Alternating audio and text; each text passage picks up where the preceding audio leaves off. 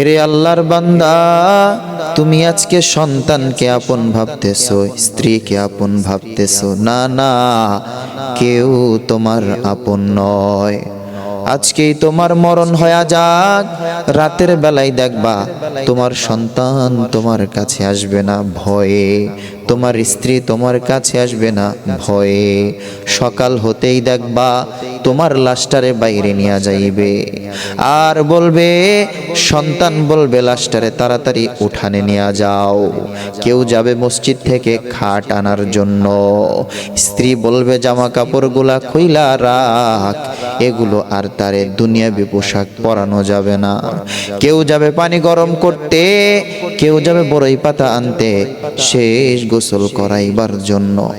শেষ গোসল করাইয়া তোমারে এমন এক কাফন পরায় দিবে, শেষ কাপড় তোমাকে পরায় দিবে, যেই কাপড়ের পরে আর কোনো কাপড় তোমার গায়ে উঠবে না। ও মুমিন আল্লাহর গোলাম, কিসের এত বাহাদুরি করো, কিসের এত দুনিয়া দুনিয়া করো? ওই গোরস্থানে যাও, যাইয়া দেখো তোমার মতো কত বাহাদুর, তোমার মতো কত টাকাওয়ালা শুয়ে আছে, তোমার মতোই সুন্দর চামড়ার অধিকারী ছিল, আজকে দেখো কত টাকাওয়ালা কত সুন্দর চেহারাওয়ালা মাটির সাথে মিশে গেছে। এই জন্য সময় থাকতে সাবধান, ঈমান আমল ঠিক করে নাও।